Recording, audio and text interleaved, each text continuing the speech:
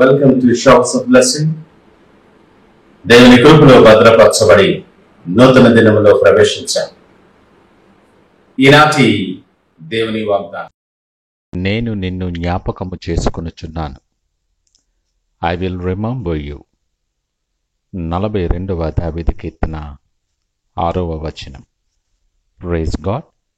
ఈ నూతన దినములో దేవుడు మీ కొరకు సిద్ధపరిచిన ప్రతి దీవెన ఆకాశపు వాకిళ్లు విప్పి మీ మీద కృంభరించునుగాక.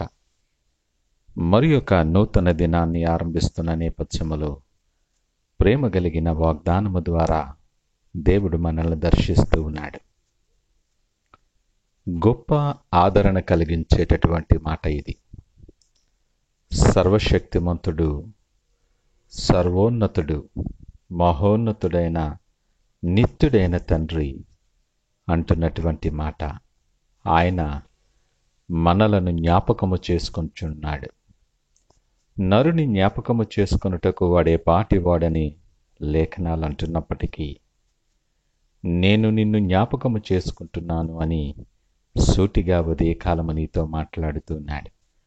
నిన్ను ఎరిగిన దేవుడు, నీ పరిస్థితులను ఎరిగిన దేవుడు, నీ తలంపులను, నీ నడతలను చూస్తున్నటువంటి దేవుడు నిన్ను జ్ఞాపకము చేసుకుంటున్నాడు. నీ గురించి చింతించేటటువంటి దేవుడు.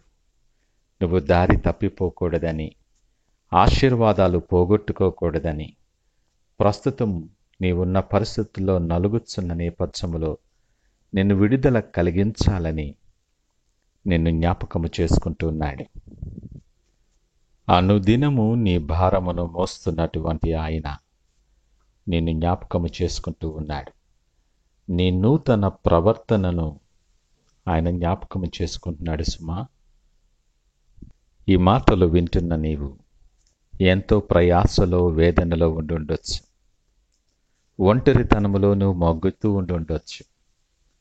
ఎటు చూసినా తప్పించుకునే మార్గము లేక శత్రువు చేతిలో పట్టబడి, బంధింపబడి కృంగిపోతున్న నేపథ్యంలో ఉండొచ్చు.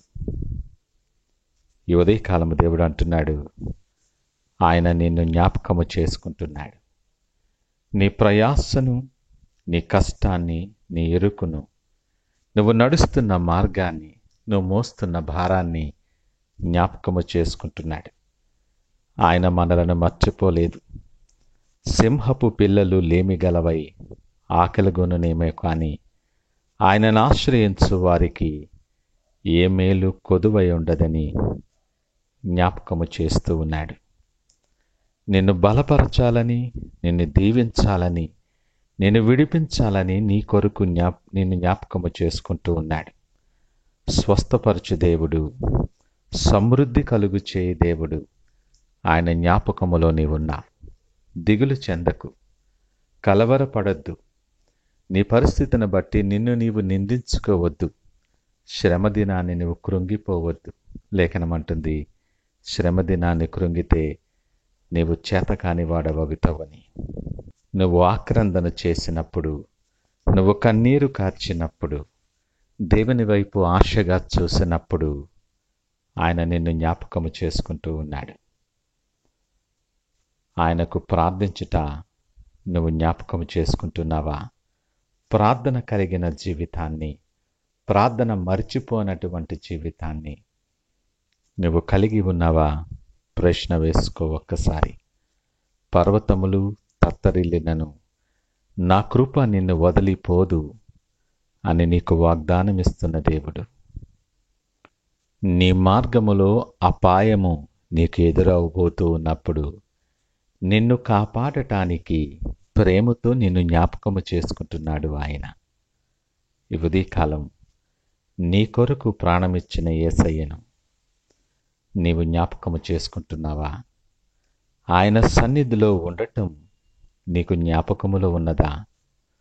సంపూర్ణ సంతోషాలు, ఘనత, ప్రభావాలు ఆయన సన్నిధిలో ఉన్నాయని నీకు జ్ఞాపకమున్నదా? ఆలోచన చేయి. నిన్ను జ్ఞాపకము చేసుకుంటున్నటువంటి దేవుడు నీ మీద ప్రేమతో, నీ మీద వాత్సల్యతతో, నీవు ఆశీర్వాదాలు తప్పిపోయే ప్రతి అంశాన్ని ఎత్తిపట్టి నీకు బోధిస్తూ ఉన్నాడు.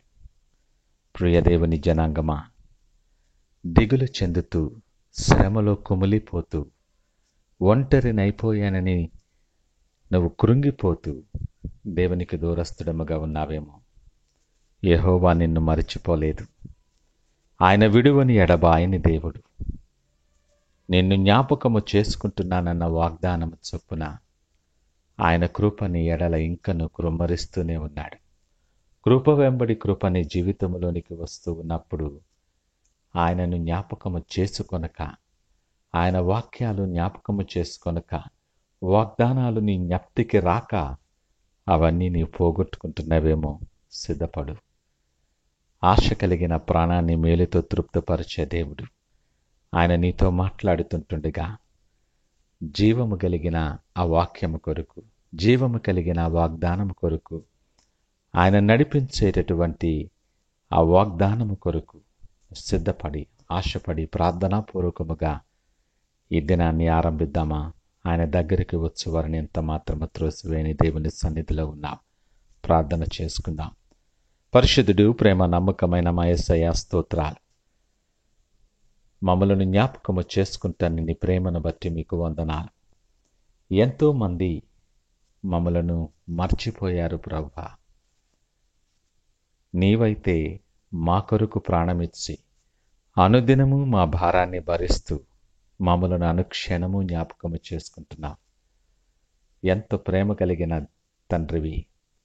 నీ ప్రేమలో నిలిచి ఉండి నువ్వు సిద్ధపరిచిన ప్రతి ఆశీర్వాదాన్ని స్వతంత్రించుకోవటానికి, నిన్ను విడువక వెలుగుకరమైన మార్గాల్లో మేము నడవగలగటానికి సహాయము దయచేసి మీరే మహిమ, ఘనత, ప్రభావాలు పొందమని యేసు నామమున అడిగి వేడుకొనుచున్నాము తండ్రి.